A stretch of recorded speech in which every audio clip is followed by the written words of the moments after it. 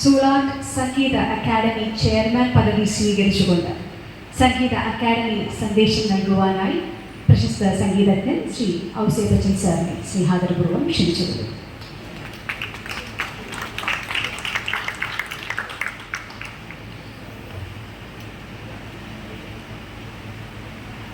വേദിയിലെയും സദസ്സിലെയും സ്നേഹമുള്ള എല്ലാവർക്കും എൻ്റെ ഹൃദയത്തിൻ്റെ ഭാഷയിൽ നമസ്കാരം.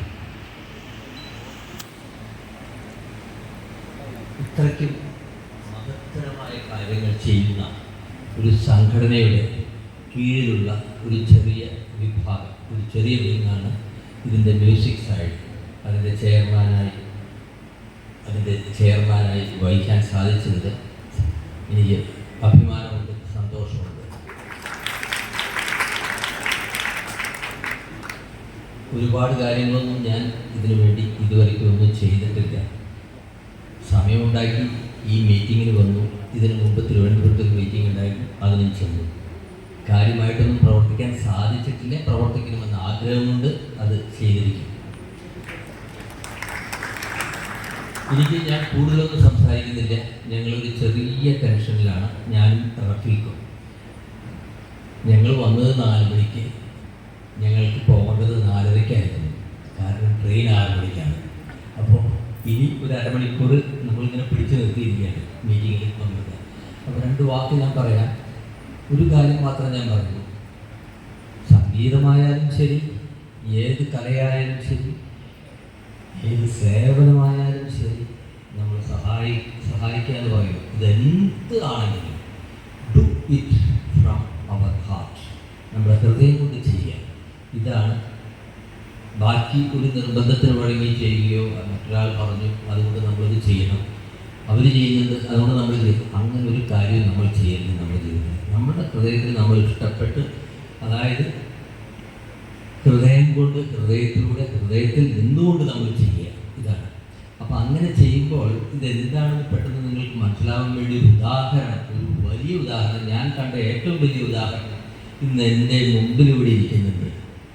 എൻ്റെ ആദ്യത്തെ പാട്ട്, എൻ്റെ ആദ്യത്തെ പാട്ടല്ല, എനിക്ക് വേണ്ടി ആ കുട്ടി ആദ്യമായി പാടുന്ന പാട്ടാണ് ഒറ്റയ്ക്ക് പാടുന്ന പൂങ്കൈ. അത് ഞാനിവിടെ പറയുന്നത് ഈ ഹൃദയം കൊണ്ട് എന്താണ് ചെയ്യേണ്ടതെന്നുള്ള അറിയാൻ വേണ്ടിയിട്ടാണ്. അതിനു മുമ്പ് തന്നെ ഇവിടെ ഈ സോളാർട്ടിൻ്റെ ഒരു മഹത്വം ഞാൻ മനസ്സിലാക്കുന്നത്, ഒരുപാട് കാര്യങ്ങളൊന്നും വേണ്ട. ഉണ്ണിയെ കണ്ടാലറിയാം ഉരുളെ പഞ്ഞം നമ്മൾ കേട്ടിട്ടുണ്ടല്ലോ എന്ന് പറഞ്ഞ പോലെ, ഇപ്പോൾ ഞാൻ വെറുതെ ബുക്കൊന്ന് വെറുതെ ഓടിച്ച് നോക്കിയപ്പോൾ കണ്ണിലൊരു സംഭവം ഉടക്കി. അതായത് അതിലെഴുതിയിരിക്കുന്ന വാചകം, ഒറ്റയ്ക്ക് പാടുന്ന മലയാളത്തിൻ്റെ പൂങ്കുഴി, പാട്ടിൻ്റെ ലോകത്ത് ഗായത്രി വീണയുമായി എത്തിയ ഗായിക വൈക്കം വിജയലക്ഷ്മി. അച്ഛൻ്റെയും അമ്മയുടെയും കണ്ണുകൾ ഇരുകണ്ണുകളാക്കി സംഗീതമെന്ന 3ാം കണ്ണ് നൽകിയ തെളിച്ചത്തിലൂടെ മലയാളിയുടെ ഹൃദയത്തിലേക്ക് കാറ്റേ കാറ്റേ എന്ന പാട്ട് പാടി ചേക്കേറിയ ഇളം തെന്നൽ. ഇങ്ങനൊരു വാചകം എഴുതാൻ സാധിക്കുന്ന ഒരു സംഘടനയാണ്. അപ്പോൾ നമ്മൾ കൂടുതലൊന്നും പറയേണ്ട കാര്യമില്ല. ഇങ്ങനെയൊക്കെ എഴുതാൻ സാധിച്ചെങ്കിൽ ഇതിനേക്കാൾ എത്രയോ വലിയ കാര്യങ്ങൾ അവർ ചെയ്യുന്നുണ്ടായിരിക്കും. ഇനി വിജയലക്ഷ്മിയിലേക്ക് വരാം.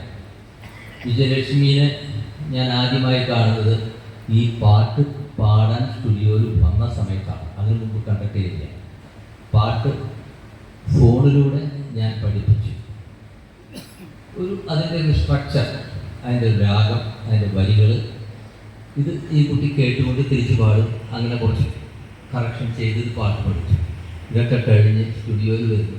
സാധാരണ പാട്ടുകാർ നമ്മൾ ഒരുമിച്ചിരുന്നു, വിത്തൗട്ട് ഓർക്കസ്ട്ര റിഹേഴ്സൽ പാടി നോക്കൽ, അതിനുശേഷം വിത്ത് ഓർക്കസ്ട്ര റിഹേഴ്സൽ, അതിനുശേഷം റെക്കോർഡിംഗ് റൂമിൽ കയറി ഒരു മോണിറ്റർ, ആ മോണിറ്റർ കഴിഞ്ഞിട്ട് 1, 2, 3, 4 അത് അവരവരുടെ കഴിവിനനുസരിച്ചിട്ട് ചിലവർ 25 ടേക്ക് വരെ ചെയ്യുന്നവരുണ്ട്. പക്ഷേ ഒരു ടേക്കിലേക്ക് അവസാനിപ്പിക്കുന്നവരുണ്ട്, 2 ടേക്ക്. പക്ഷേ ഇവിടെ വിജയലക്ഷ്മി ചെയ്തത്, ഞാൻ പഠിപ്പിച്ച പാട്ട് അത് ഹൃദയത്തിലേക്ക് കയറ്റി, എൻ്റെ മനസ്സിലൂടെ ഹൃദയത്തിൽ കയറ്റി. റിഹേഴ്സലില്ല, സ്ട്രെയിറ്റ് ടേക്കാണ്, ഫസ്റ്റ് ടേക്ക് ഓഫ്. അതാണ് ഹൃദയം കൊണ്ട്. അത് ഹൃദയം കൊണ്ട് എല്ലാവർക്കും ചെയ്യാം, നമുക്ക് എല്ലാവർക്കും ചെയ്യാം. എല്ലാ കാര്യങ്ങളും ഹൃദയം കൊണ്ട് ചെയ്തു കഴിഞ്ഞാൽ വളരെ എളുപ്പം സാധിക്കും, വളരെ ഭംഗിയായി ചെയ്യാനും സാധിക്കും. അപ്പോൾ ഇത്രയ്ക്കും പറഞ്ഞുകൊണ്ട് എല്ലാവർക്കും ഈ ഷോളാട്ടിനും എല്ലാവിധ ആശംസകളും നേർന്നുകൊണ്ട് എൻ്റെ വാക്കുകൾ നിർത്തുകയാണ്. നന്ദി.